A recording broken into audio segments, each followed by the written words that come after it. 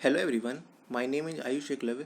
I am from Government Engineering College Ajmer and today I am going to demonstrate my project on human action recognition.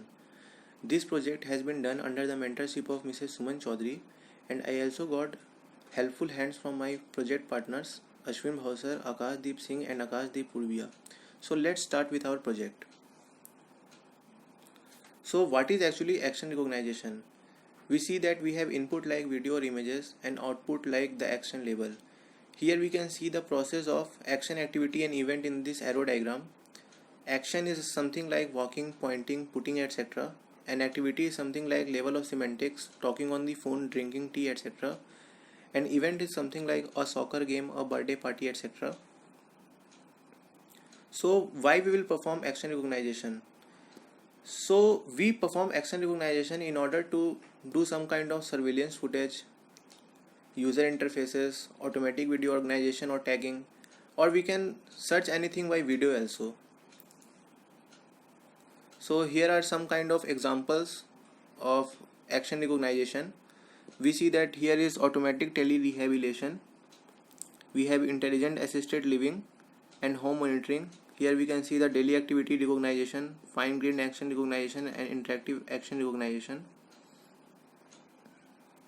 Here are some more examples like fighting, loitering, riot, crowd congestion.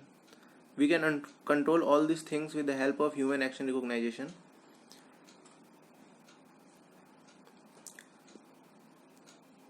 So why action recognition is challenging? So action recognition is challenging because it has different kind of scales. People may appear at different scales in different video yet perform the same action.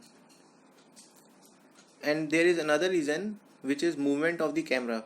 The camera may be handheld camera and the person holding it can cause it to shake. Camera may be mounted on something that moves. So the conclusion is that action may not be fully visible. We have background clutter as well, like other objects or human present in the video frame. We have human variations. Humans are of different size or shapes. Action variations. Different people perform different action in different ways, etc. Here are some good features for action representation. Here we see that space-time interested points in this person who is walking, and here we see dense trajectories in this picture. So this kind of action representation will also clear our views. So paper overview.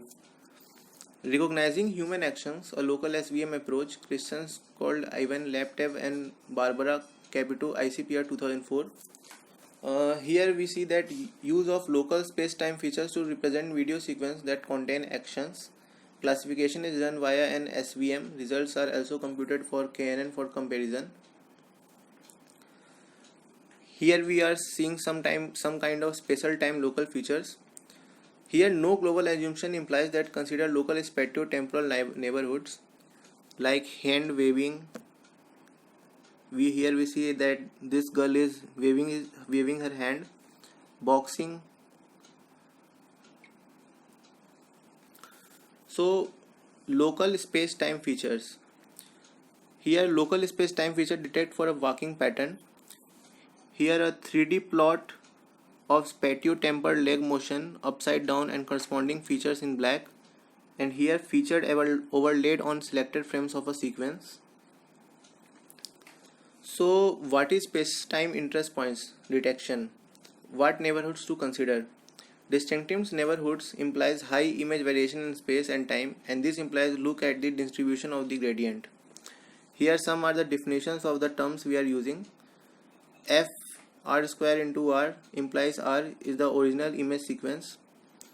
G X Y T sigma, it is the space-time Gaussian with covariance sigma belongs to SPSD 3. L epsilon sigma is equal to F dot star G epsilon comma sigma Gaussian derivation of F.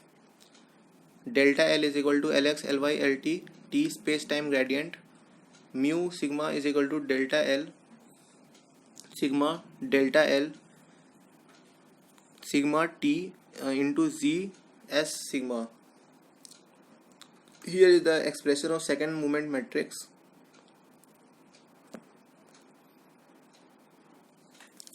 So now we are representing some kind of features. We will construct its scale space representation using Gaussian convolution kernel G.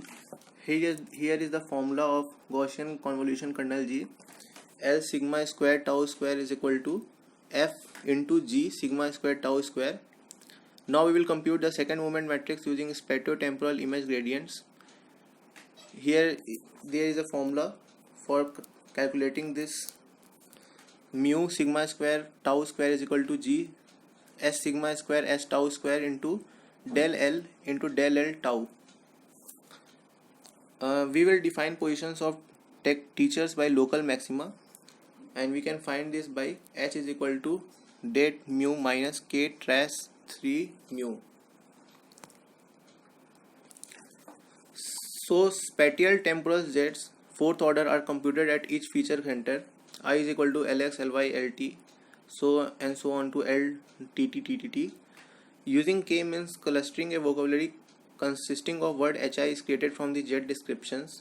Finally, a given video is represented by a histogram of counts of occurrences of features corresponding to HI in that video. So what are the recognition methods? So here is the point that true representation of data, raw jet description, LF local feature kernel, Walraven, Capito and Graph 2003. Two histograms, hist LF X2 kernel, two classification methods, SVM K nearest neighbor. Design good classifiers.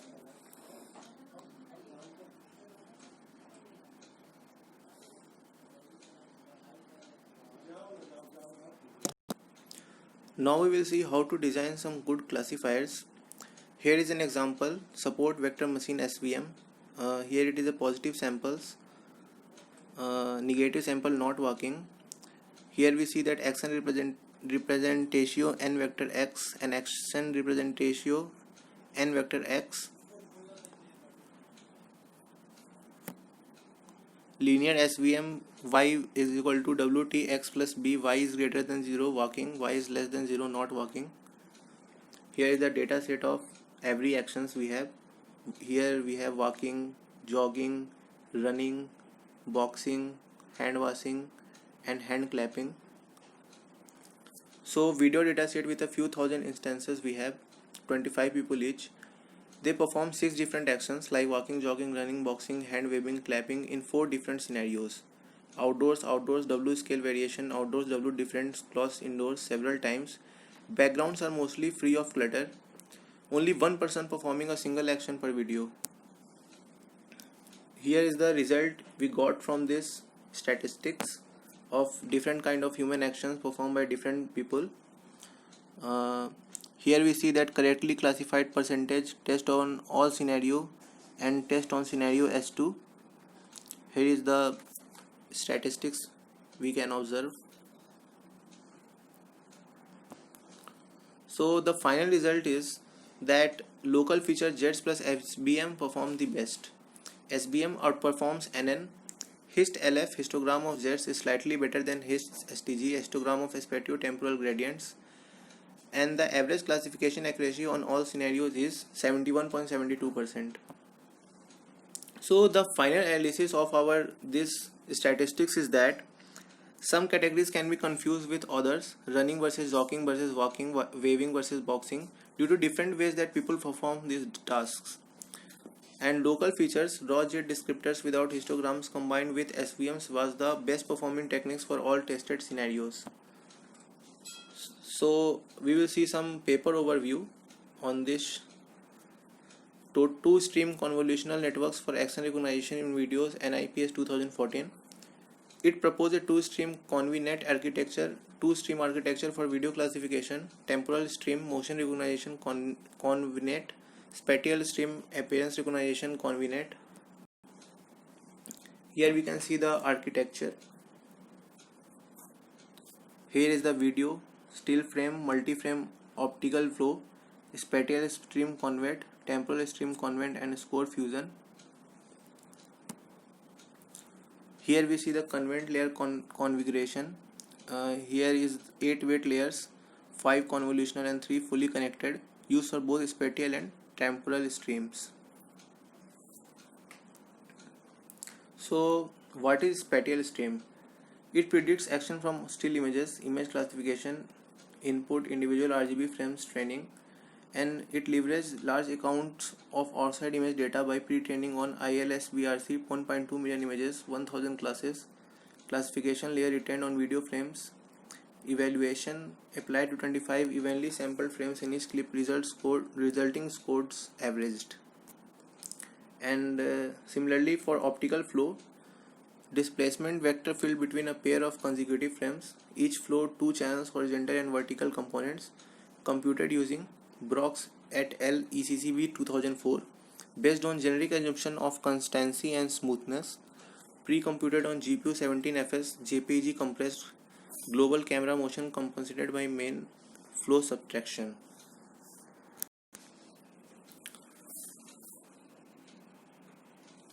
Now we will see the temporal stream. It predicts action from motion. It has input like explicitly described motion in video, stacked optical flow over several frames. It has training from scratch with high dropout 90%, multitask learning to reduce overfitting. Video datasets UCF 101, HMDB 51 are small. Merging datasets is problematic due to semantic overlap. Multitask learning is dataset defines as loss. Here we can see this in graphical way, temporal stream. So here is the evaluation of human action recognition. We have CovNet, Softmax 1, Softmax 2. It is UCF 101 and HMDB 51.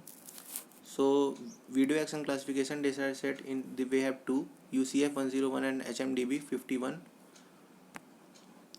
So this is the result of our CovNet. You can see here the statistics. We can see here that pre-10 plus last year unidirectional multitask SBM has the highest accuracy, which is 87%.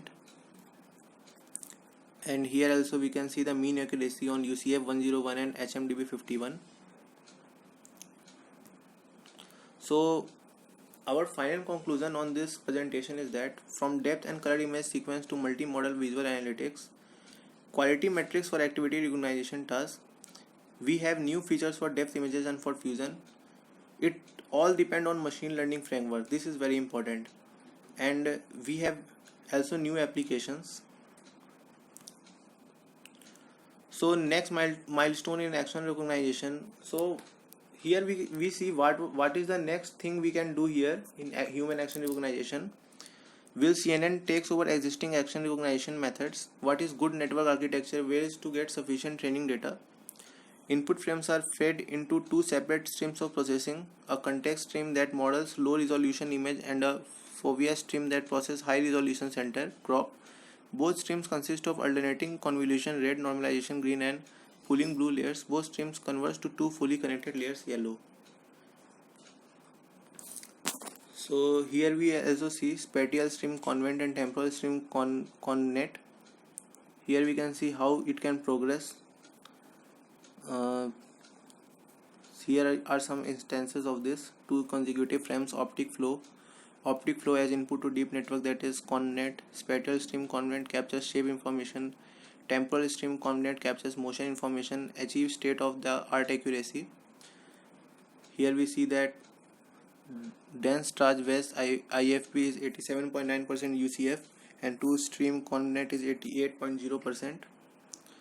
So we have finally concluded our presentation, and you can ask any question in the comment box. Hope you like it. Thank you.